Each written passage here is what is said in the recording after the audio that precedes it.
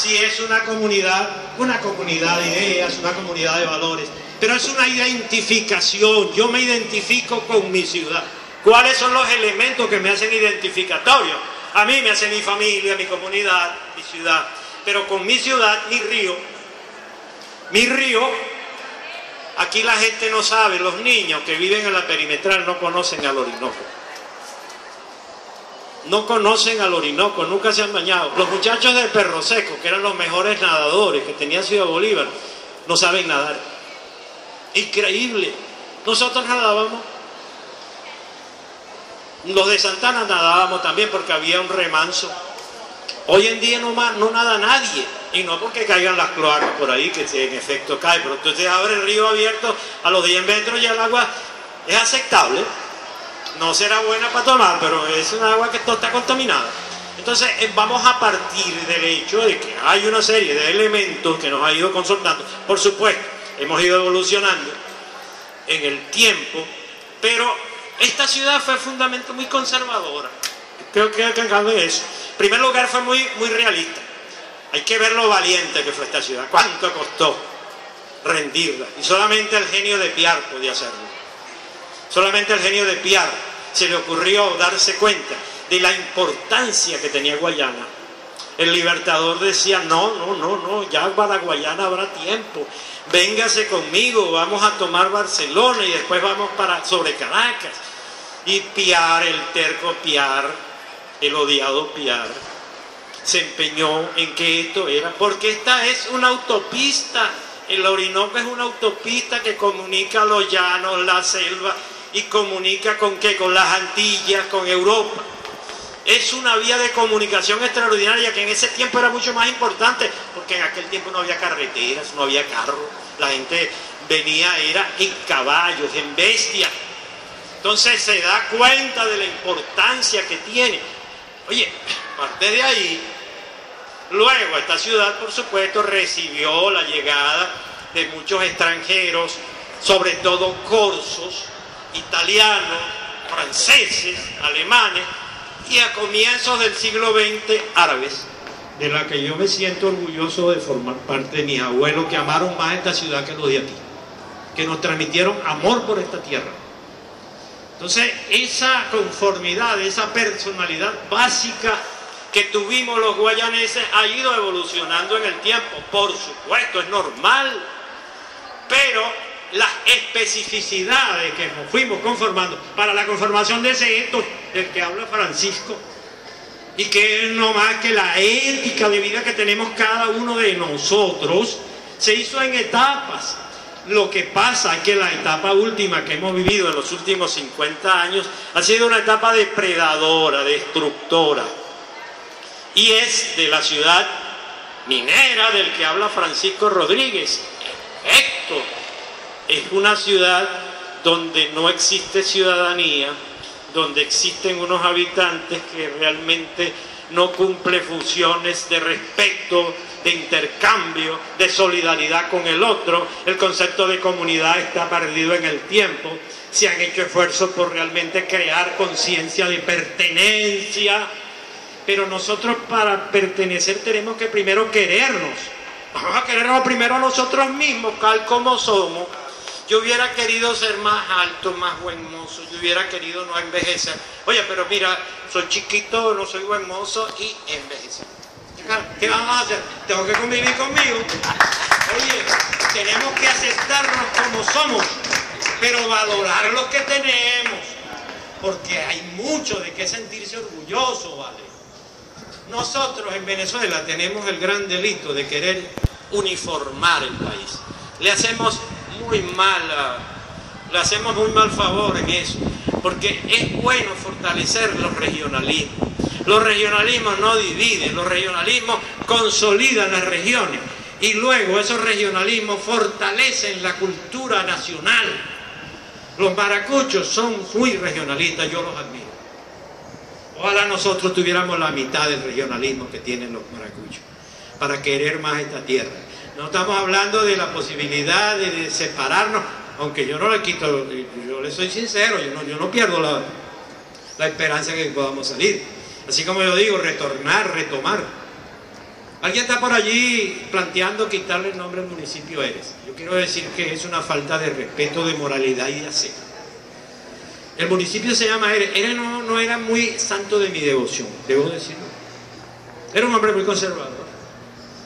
Y mucha gente mencionaba, y hay las crónicas de abusos que cometió Tomás de Eres como gobernador de la provincia y todo lo demás. Sí, es verdad, no es santo de mi devoción, pero es parte de mi patrimonio.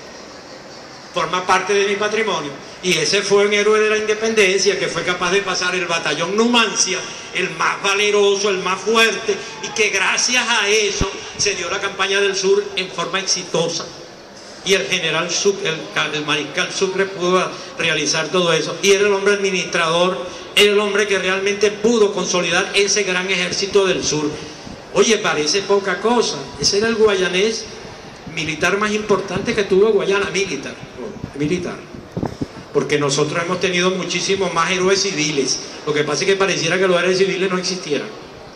Y de eso sí, pues tendríamos que hablar muchísimo más para hablar de quiénes y que consolidaron esa identidad que tenemos, pero que hemos ido perdiendo. Tenemos que retomar y retomarla sin complejos. Y nosotros tenemos muchos complejos, algunos resentimientos, algunas cosas. No, nosotros sí venimos de extranjeros y sí hemos sido esto, tenemos nuestra carga indígena notable entre los guayaneses, tenemos de todo un poco, ha prevalecido lo occidental, por supuesto, porque desde el primer momento nos incorporaron al mundo occidental. Por supuesto también tenemos que tener nuestras especificidades como un mundo distinto, como fue el mundo americano. Pero el hecho social, en efecto, es necesaria una recuperación integral. Gracias, brillante intervención del profesor. Ahora, el profesor Víctor Mora, por favor, si es tan amable.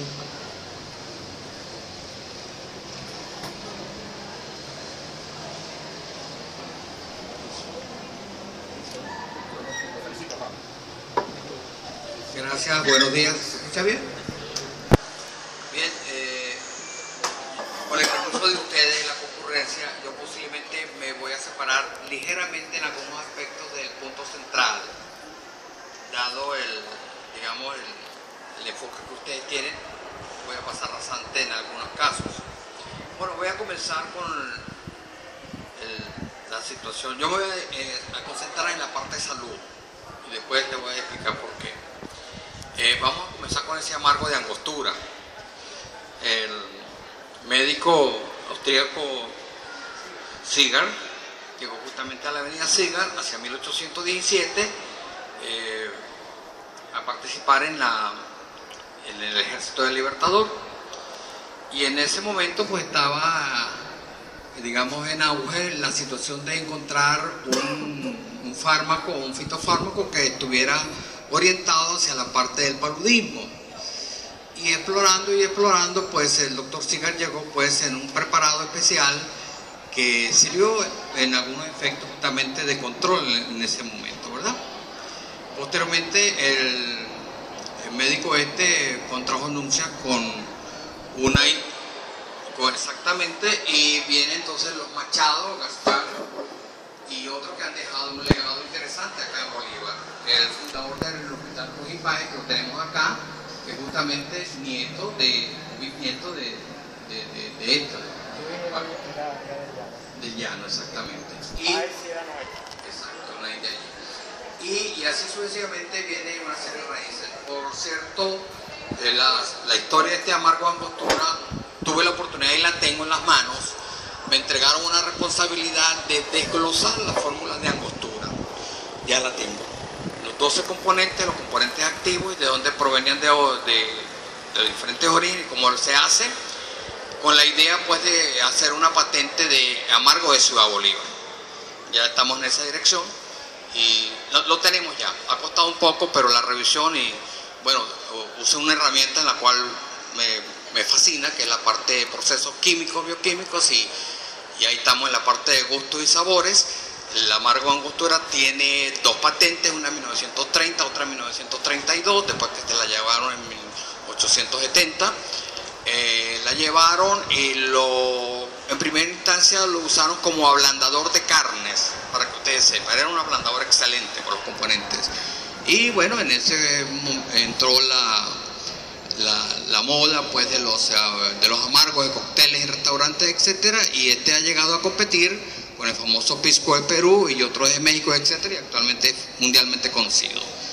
Pero tendremos, Dios mediante, bueno, el proyecto de la fórmula desglosada con su mecanismo, la tengo en mis manos, para entregarla justamente a ver si nos traemos. Ya hay que hacer una visita a Trinidad, porque parte de la economía de Trinidad depende de la amargo de Angostura, y aquí hay que darle un refuerzo económico y amplitud a la parte económico-social de lo que es comercializar la fórmula de amargo de Ciudad Bolívar. Vamos a pasar por allá. Gracias. Le decía, hay una desesperanza general en el público, en las personas. Esa desesperanza la voy a definir en 3 situaciones: capacidad, negligencia y omisión. En general, en las personas somos irresponsables en muchos actos nuestros de querer señalarle que el fracaso es motivo de otro y no nuestro. El problema es nuestro. El problema es cómo vemos, qué óptica, qué paradigma tenemos para avanzar, cómo construimos. Esa quejadera permanente, ese llantén, eso no produce nada, eso es una anomia en el pueblo, eso es desesperanza.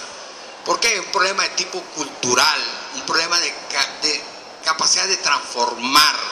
Y se puede transformar en muchas situaciones, si es en la parte económica o si es en la parte de salud. Pero estamos acostumbrados a que nos lo resuelvan, a que nos den, y no a pensar. El problema de pensar. En la educación hay que pensar. El ciudadano tiene que pensar y resolver. Eso es todo. Se define muy críticamente allí. Voy al tema, ¿por qué me interesa salud? ¿O por qué me he centrado en los últimos 2 o 3 años en salud? Tomé al municipio Eres una fuente secundaria. Usted sabe que el gobierno nacional hace el censo cada 10 años. El último lo realizó en el 2011, fue, ¿no? Instituto Nacional de Estadística, y planteó 32 preguntas a los residentes a nivel nacional. Eso existe, esa información existe, parroquia por municipio, por distrito y por estado. Y tenemos entonces las estadísticas relacionadas con discapacidad neurológica, intelectual, cardiovascular, voz y habla, auditiva, musculoesquelética, etc. Y, digamos, descubrí, entre comillas, una fuente de riqueza de investigación para mi campo: la discapacidad para 350.000 habitantes del municipio Eres.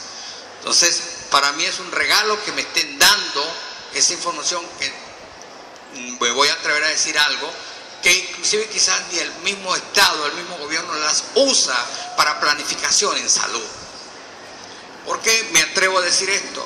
Porque revisando la cantidad de síndromes que hay, vamos a analizar justamente la cantidad de historias médicas que están aquí en estudio prospectivo, de niños que nacen con hidrocefalia, con espina bífida, con problemas de manifestaciones neurológicas a nivel de conducta, de sueño, de convulsiones. Mire, cada vez me alarmo de la situación que está pasando.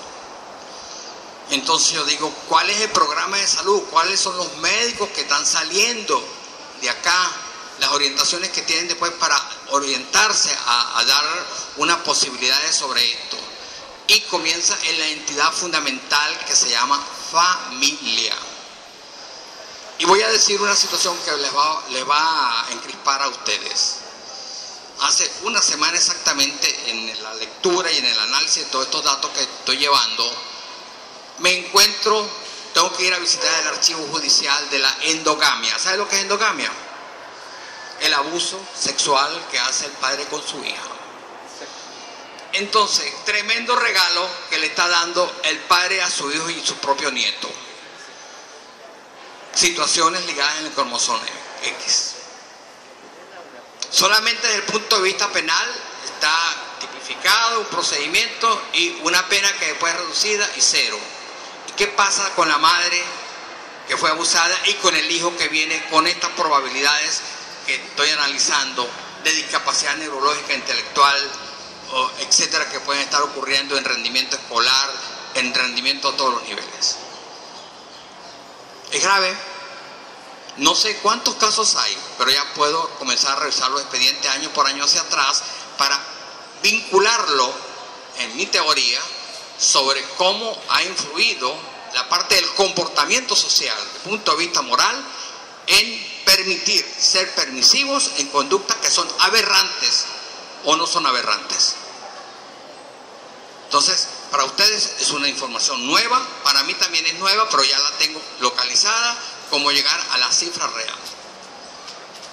Vamos a ver cómo la manejo, porque es delicado el tema, no es tan fácil. Desde el punto de vista penal se puede resolver, pero desde el punto de vista fisiológico y de la responsabilidad de la madre, de la forma de la madre, y de ese niño que quede entonces allí, el tratamiento del medicamento, un discapacitado más, una pintura en el suelo para cobrar en las entradas de los negocios un impuesto, que eso pertenece a un discapacitado más.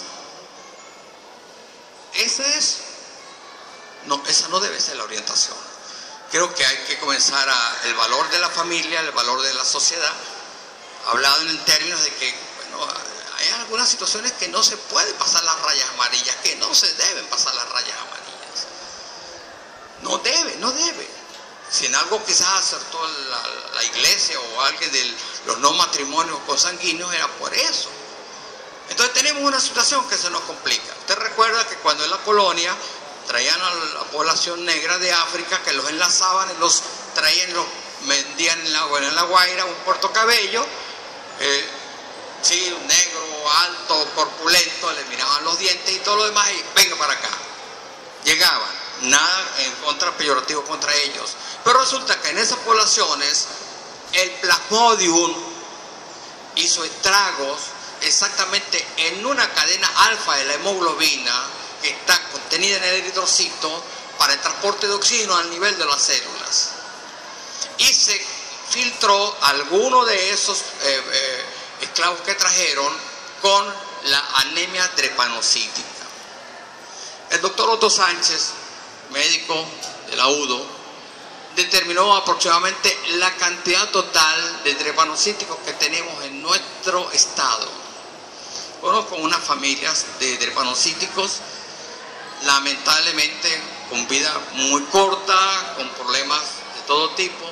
¿Por qué? Porque viene justamente la parte cultural del cruce de, usted sabe que el esclavo estaba confinado en la parte de atrás, el terrateniente le pasaba la sobra para que hiciera la yaca con la hoja de esa de plátano, y venía entonces el retrocruce, y lo que cae cara para acá, en ciertas familias, pues la anemia drepanocítica todavía sigue allí enclavada.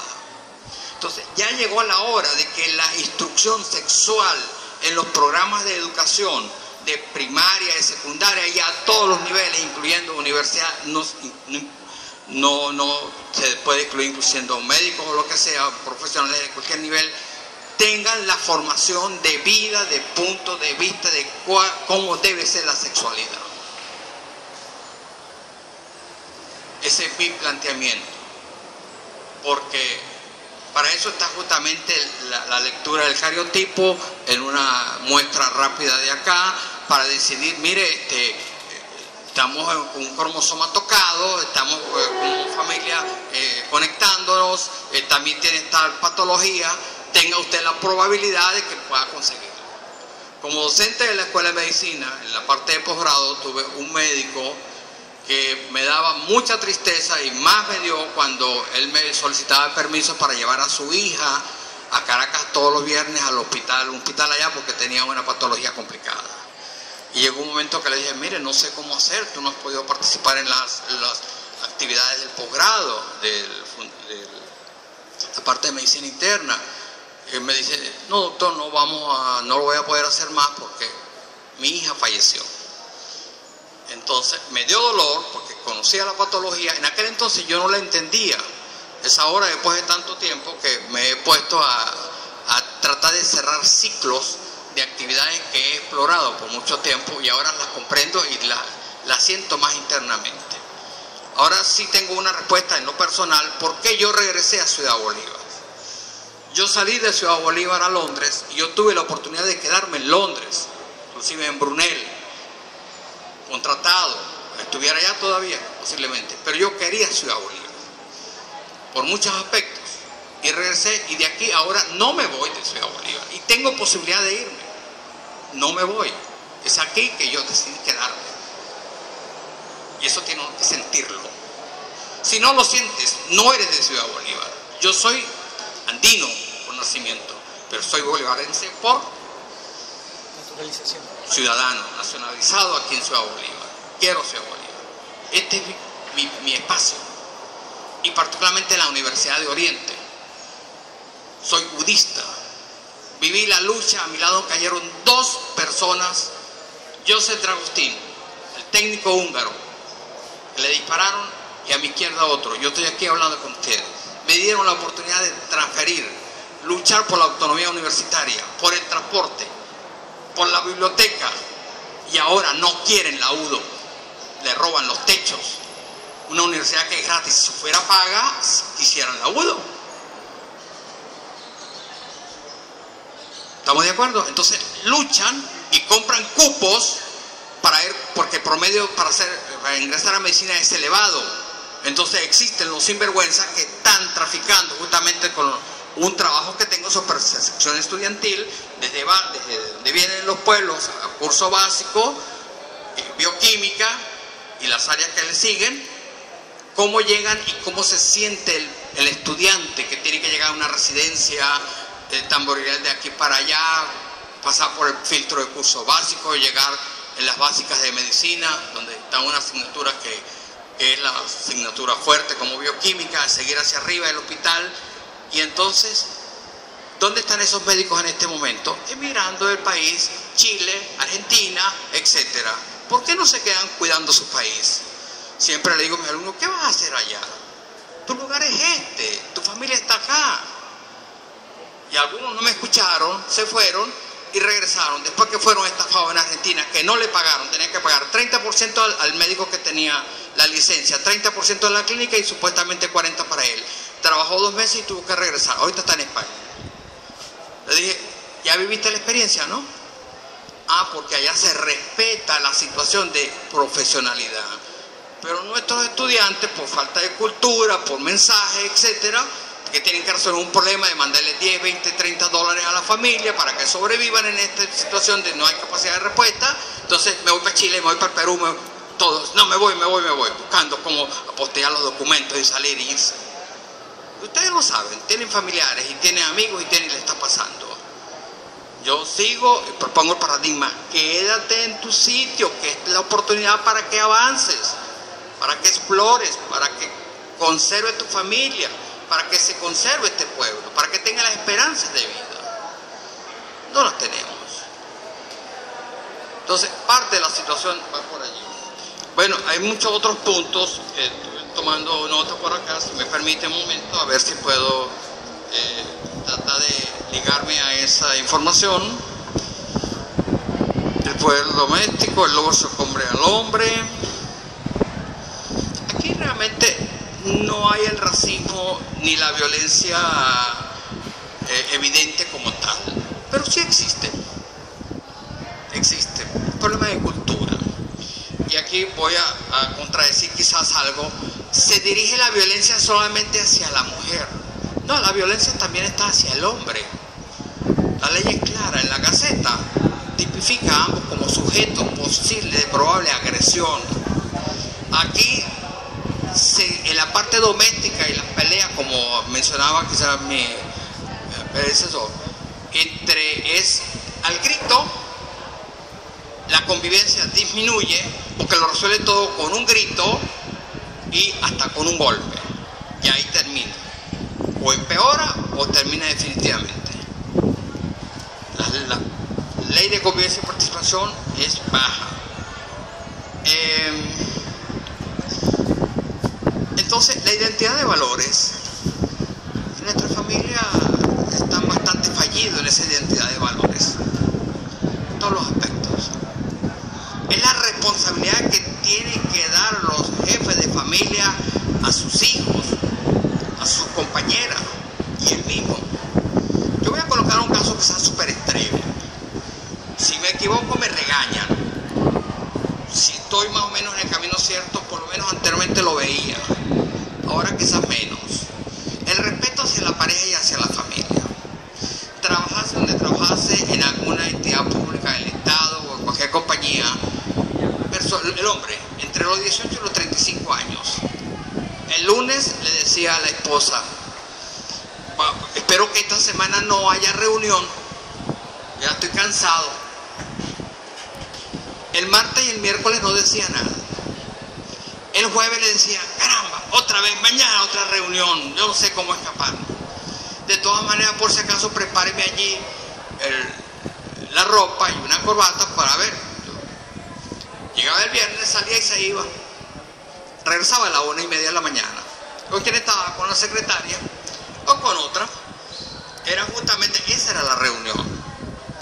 Y entonces se levantaba el otro día: caramba, pero qué dolor de cabeza y esto. Y la pobre pendeja de la casa creyéndole justamente todo el discurso. ¿De acuerdo? No sé si eso seguirá ocurriendo ahora, pero es la parte de identidad familiar, de respeto hacia el valor familia, los principios que tienen que tener. No saben la cola de problemas que les trae la hepatitis C y todo lo demás llegado a enfermedades de transmisión sexual, que las hay actualmente, y bastante, a todos los niveles. Entonces se levantaba el desayuno, todo molesto, malhumorado. ¿Puedo decir una mala palabra acá? No está grabado. Ya se imagina cuál puede ser. Esto es lo que hay. Pero si eso fue lo que trajiste anoche. ¿Ya? Eso por un lado. ¿Y qué pasaba con algún sector, algún porcentaje de las mujeres? Siempre la salida. ¿Dónde llegaba al año? El producto, un bebé para la abuela o la madre. La pobre señora que con unas chancleticas cosidas con un alambre, una faldita, creando nieto va, nieto viene, nieto va y nieto viene. Entonces, esa es la pobreza cultural familiar, que no hay identidad de familia disgregada. Entonces, tenemos que, sueño, alimentación, ejercicio y una sexualidad bien entendida. Entonces, el problema básico educativo a nivel de todos los niveles es sexualidad, para que evite entrar en ese marasmo de VPH, HIV, papilomas agresivos, no agresivos, etc., que no saben lo que les está pasando. ¿Sí? Entonces es un problema de salud. Riqueza minera, el gran desastre de nuestro país. Corre para la mina. Estudiantes que salen aquí de las escuelas técnicas. Lo estoy viviendo justamente anoche, estaba armando, ayudándole a mi hija, que es abogado, y estaba atendiendo a unos estudiantes como pasantes de la parte industrial. Bueno, algunos con poca esperanza de vida. Todos sí, se van a graduar el sexto año, una promoción, etcétera. Técnico, no sé qué. ¿Para dónde te vas? Para la mina. La mina es el punto de resuelve, es el punto del desastre. Le espera la malaria complicada. Le espera entonces, ¿con qué? No vaya con efectivo. La mina en este momento no se ve la unidad monetaria nuestra. ¿Es dólar o oro? ¿Cuántas gramas vale eso? En lo que pagas. El efectivo sirve para cambiarlo, para venderlo al 40%. En la línea, la unidad que corre es el rialí, el dólar. En San Antonio, el peso o el dólar. Perdimos la identidad económica. Se perdió. Entonces no sabemos hacerle frente justamente al valor económico. La población en general no lo sabe hacer. Y dentro de poco, al seguir así a este ritmo, ya estará desaparecido la identidad del bolívar como tal y dominante el dólar o el dólar en el bolsillo. ¿Usted conoce bien el dólar? ¿Sabe negociarlo? No. Yo después les voy a enseñar un truco, cómo se conoce y dónde se capta y dónde se llega cuando hay el tráfico o el papeleo de dólar que no es normal. ¿Cómo actuar? Entonces, este país de riqueza, este Bolívar de riqueza, de oro y diamante, actualmente era de diamante, el oro no tenía casi valor, nos está llevando a un desastre seguro y fijo, con región, desde el punto de vista regional. Entonces, tenemos muchos aspectos que nos está complicando la vida, un problema cultural, un problema de capacidad, un problema de no ser negligentes y no ser omisivos. Esta es una ciudad, o entre paréntesis, un porcentaje de los diferentes estratos sociales cómplices desde todos los estratos sociales, gubernamentales y militares. Ustedes lo saben.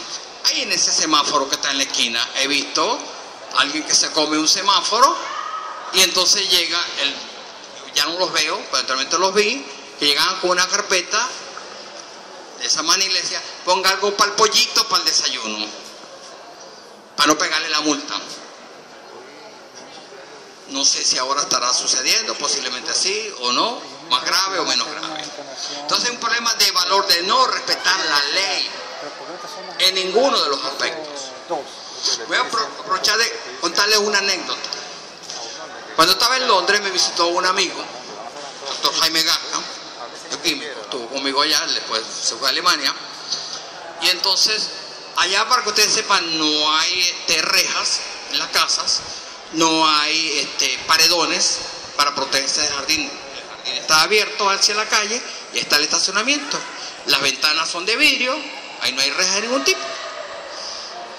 Llega Jaime, compra un Austin y llega y se estaciona en la acera del frente.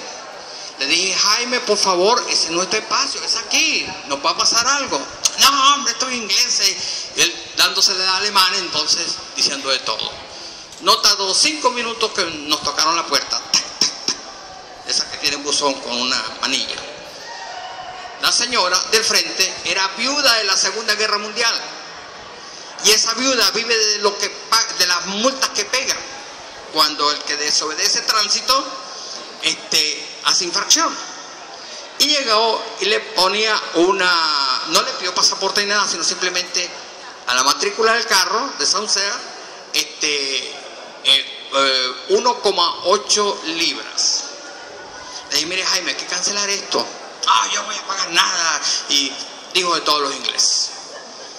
Salió y se fue al aeropuerto, se fue a Alemania y regresó a los 2 meses. En ese lapso de 2 meses llegó a mi casa en Charles St. Peter, 34 de Andao Roa.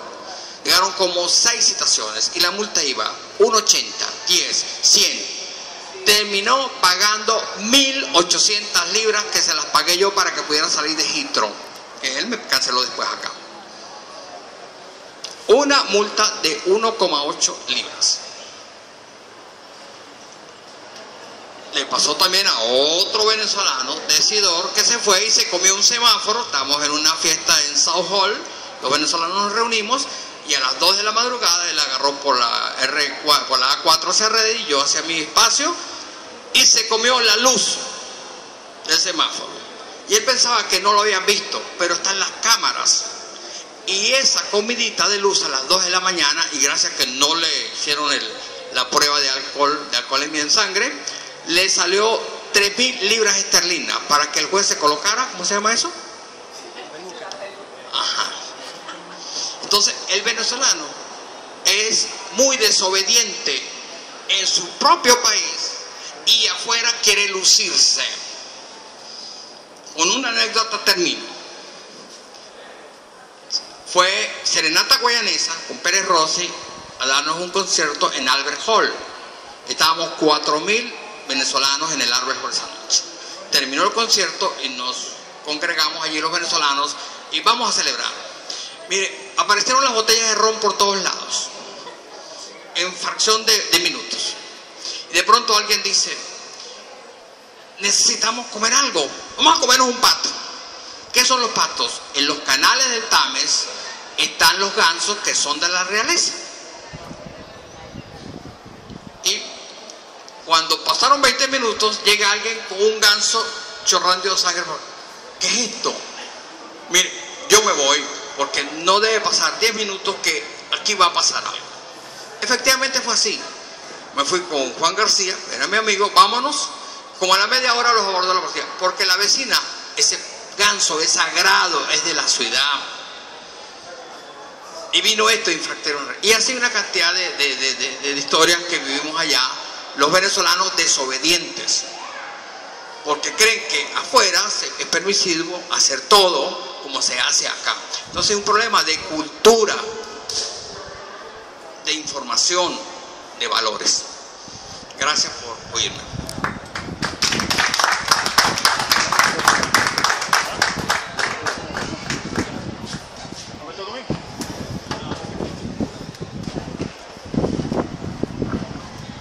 Bueno, agradeciendo ante todo, bueno, los organizadores de este evento, colegas invitados, bueno chicos, y agradecer que tengamos este espacio donde gran parte de nuestras vidas disfrutar de un espacio académico es raro.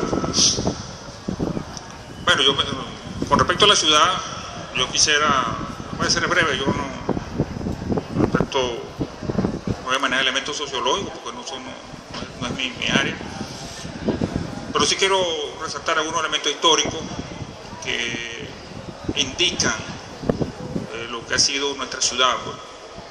Y aquí comparto también con el profesor Inati sobre la necesidad, chicos, de que promover y defender los regionalismos, siempre bajo el contexto nacional, pero sí es necesario. Pues. Lo que pasa es que nuestro proceso histórico de ciudad, más que todo, ha sido una ciudad de tránsito, utilízala para ir a movilizarse a otras partes. Pero, ejemplo, voy a citar aquí lo que planteó Humboldt. Estamos hablando de 1800. Y Humboldt dijo que se adueñe de Angostura, controlará toda la llanura de la estepa de la provincia de Caracas, de la provincia de Barcelona, dominará los llanos del Casanare hasta el piedemonte andino bogotano. Es el poder que tenía esta ciudad, el poder geopolítico de esta ciudad.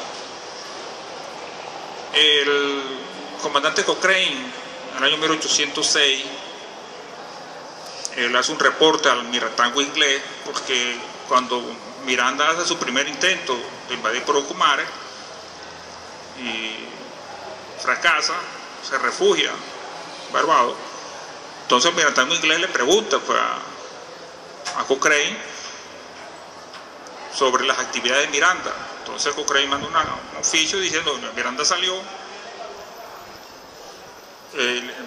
pero sobre el destino no sé, creo que por el Mar Caribe, hacia un punto del Mar Caribe, pero yo Miranda, dice Cochrane, yo Miranda me fuera a la Angostura. Se lo está diciendo Cochrane en el año 1806. El papel que jugó, aquí es donde una de las controversias sobre la cuestión de Piar, el abogado defensor de Piar, Galindo, en el juicio que se le está diciendo a Piar, dijo que Piar era el único que tuvo una visión estratégica de la República al tomar Angostura. Eso lo dijo Galindo. Y lamentablemente el proceso de centralización, yo apoyo la centralización, pero no están los atropellos que genera dicho proceso, o sea, obviando o anulando las expresiones regionales y locales. Pero en la construcción de la centralización política en Venezuela, que incluye la formación académica, las provincias han sido perjudicadas, pues, todo a favor de Caracas. Ejemplo, la carga histórica que tiene nuestra ciudad, 1817, incluso que hubo la primera tentativa que fue en 1812, hubo el intento de la primera campaña. Ya Piar lo había manifestado en los Cayos de San Luis, Mariño lo asomó, pero Piar lo había planteado en 1816, había planteado la toma, cuando estaba en los Cayos de San Luis, la necesidad de tomar Guayana, y especialmente tomar Angostura. Y el primer intento de Piar se lo hace el 12 de enero, cuando llega a la puerta de la ciudad, y la traición que hacen los dragones de Caracas, que no lo acompañaron en la toma de la ciudad, que posteriormente el Libertador los exoneraría, pues, cuando juzga a Piar. Michelena Roja estuvo en el año 1856 aquí, y Michelena Roja dijo que la ciudad de Angostura Ciudad Bolívar, tenía unas casas mejores casas que las que había en la capital, y que el mercado de Ciudad Bolívar no tenía nada que envidiarle a los mercados del mundo, a las ciudades principales, que muy bello. El paseo resaltaba el papel la función de la Alameda. El capitán Sevilla en 1818 estuvo en el barco, estuvo anclado, y dijo que la vista de la ciudad, estamos hablando de 1818, que está en pleno desastre, la cuestión de la independencia, y dijo que desde el río la ciudad se veía una ciudad muy bella. Otro que conjugó y que estuvo aquí, y una de las expresiones más hermosas que tiene sobre la ciudad, la hace Rubino Franco Bufombona. Estuvo en el año 1905 aquí, estuvo preso Rubino Franco Bufombona. Y en su libro Diario de Viaje, Franco Bufombona, que dice que llegaron en la madrugada, hablaba de la neblina, o sea, el nivel de contaminación que ha llegado, porque decía que cierta neblina, entonces que era una ciudad muy bella, que le recordaba Jerusalén. Entonces dice, en esta ciudad se peleó muy fuerte por la nacionalidad, aquí se fusiló a Piar. Entonces dice, la belleza del paisaje, Ciudad Bolívar conjuga la belleza del paisaje con la belleza de la historia.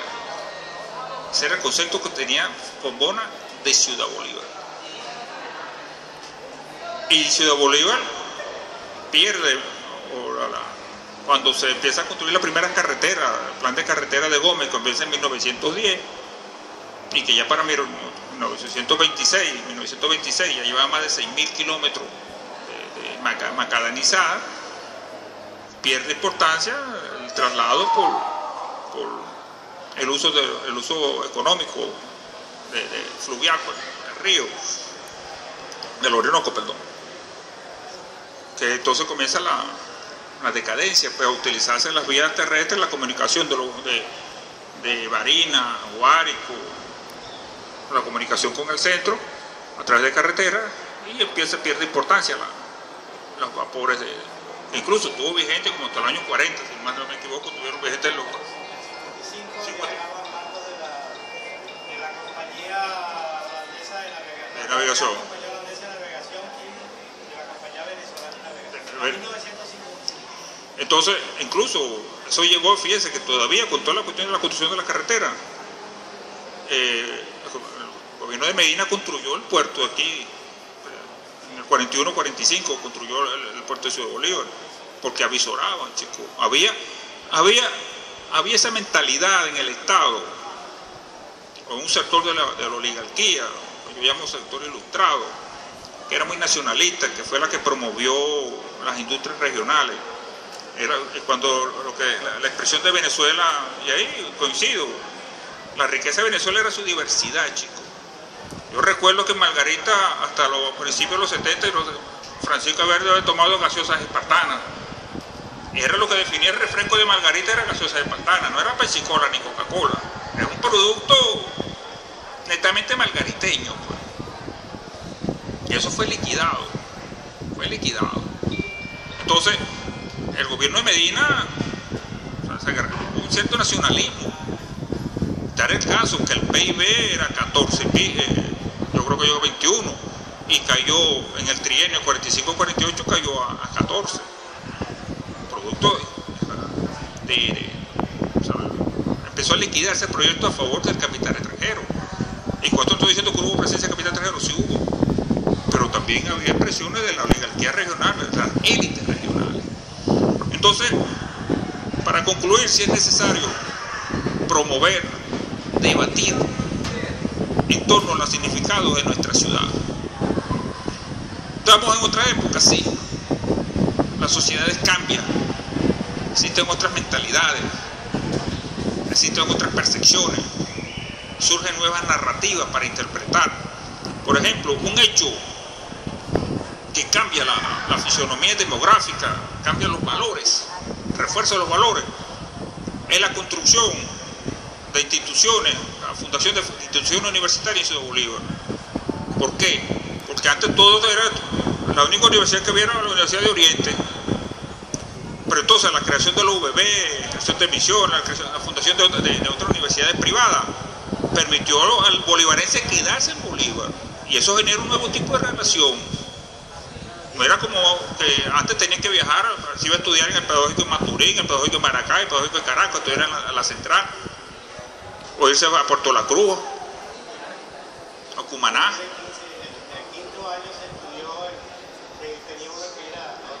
A otra parte. Hasta los años, la finales de los 50. Los 50. Entonces, cuando se establece este tipo de instituciones, oye, genera una nueva dinámica demográfica, política, cultural y social, pues, porque ya el bolivarense se queda, y así como ocurrió en Ciudad Bolívar, ocurrió en otras partes. Ya el margariteño no tenía necesidad de salir, sino porque ya podía, o sea, cumplir su ciclo. Perdona que te interrumpa, que nosotros tuvimos aquí universidad. Sí.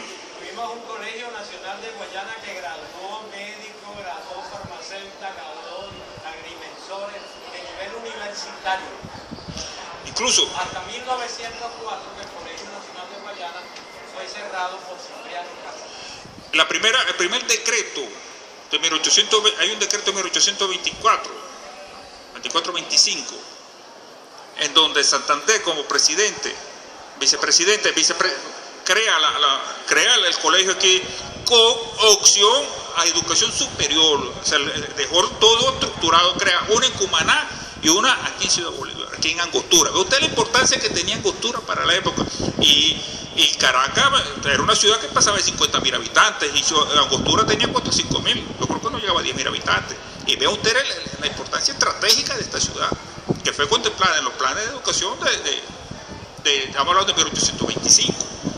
Entonces, si es necesario uno debatir sobre la ciudad, porque es necesario repensarla todos los días.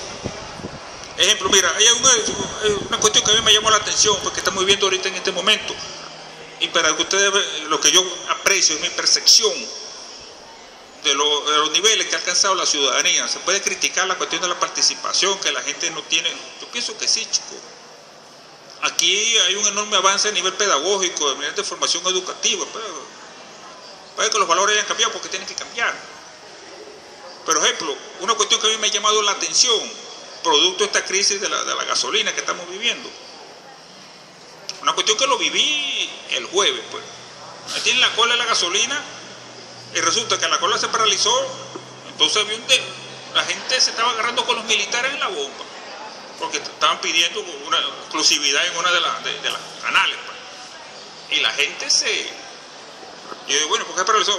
Digo, no, bueno, nosotros yo me quedé ahí viendo el carro, y un grupo se fue no, están agarrando ya militares a la gente, están discutiendo. Entonces, ¿qué resulta? Que me avisan que militares, policías, funcionarios del gobierno tienen que echar gasolina en la sodio. O sea, ya no va a echar gasolina en ninguna de las bombas. Es un triunfo de la ciudadanía, chicos. La gente exigió.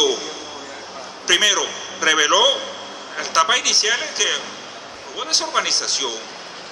Un evento que se presenta coyuntural, excepcional, de que no haya gasolina, el Estado tiene que reordenar. Pero aquí cuando me dice que a partir de ahora van a echar gasolina ya, quiere decir que la presión de los ciudadanos en las colas surtió efecto, o el Estado consideró que era respetable el reclamo, pues. Eso es un avance, eso es un avance. Entonces, sí considero, nuestros muchachos, el peso de Río, la cultura todavía se mantiene, porque aquí la gente ya a partir de, cuando empieza a crecer Río, la gente empieza a aglomerarse, y me han dicho que de noche una feria espontánea sin necesidad de que esté sea convocada, que está convocada. Incluso el año pasado fue una crecida excepcional y la gente vivía, sí, y la gente vivía allí metida.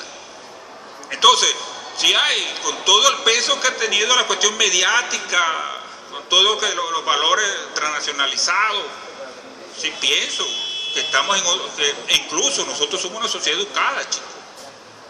El hecho de que uno vea una cola de carro, la gente a las 3 de la mañana haciendo correpechar gasolina, no ve ningún desorden, la gente te ve. Eso indica educación. Yo dificulto otros países que suceda lo mismo. Yo dificulto que otros países que tengan una situación similar a nosotros, la gente tenga la capacidad, y no es que quieran decir que somos pasivos, no somos nada pasivos. Nosotros tenemos una historia de pueblo violento, pero nosotros estamos demostrando que el impacto político de la ampliación de la cobertura educativa, tanto en inicial, primaria, secundaria y universitaria, está teniendo un efecto en este momento. Por lo tanto, tenemos que crear nuevos instrumentos en el marco de repensar las ciencias sociales. Tenemos que crear nuevos instrumentos. Ya no podemos utilizar instrumentos teóricos de hace 10, 15, 20 años, porque nos estamos encontrando con otras realidades, chicos, que esos instrumentos ya no sirven para medir, porque nos estamos encontrando con muchos fenómenos. Ejemplo, yo lo resalté para terminar, quedé impactado la semana pasada en una sección de historia de Venezuela 1. Le dije a los muchachos para hablar cómo se formó, qué pensaban ellos sobre la formación porque si Estados Unidos fue formada como colonia en el siglo XVII y nosotros en el siglo XVI. Yo les pregunté a ellos qué piensan ellos que puede haber influido que Estados Unidos es una potencia y nosotros y toda América Latina se debata pues, en este proceso de dependencia y de retroceso, de atraso pues, con respecto a Estados Unidos. ¿Qué me dijeron los alumnos? 3 alumnos, profesor, ¿por qué no cambia la pregunta y dice qué opina usted sobre la intervención militar de Trump en Venezuela? O sea, lo mismo. O sea, yo, bueno, como no dijo, ¿qué opina usted? Yo no, yo le veo qué opinan ustedes. Pero que naca de los muchachos y te digan eso, oye, ya estamos encontrando niveles de conciencia y conciencia crítica, porque no es, están expresando un valor. Entonces sí considero que en el repensar de las ciencias sociales, nosotros como académicos, la UBB, la UDO, toda la universidad venezolana, incluso la privada, todas, ante esta coyuntura, esta situación que vivimos, de la migración que está ocurriendo, el ataque que estamos recibiendo, los problemas económicos, estamos en el deber, tenemos la obligación de crear nuevos instrumentos teóricos para interpretar la nueva realidad venezolana que cambia constantemente. Yo considero que la realidad política y social venezolana es muy dinámica respecto a otros países. Y por lo tanto aquí se están generando fenómenos que hace un mes, un año, 2 años eran impensables. Muchas gracias.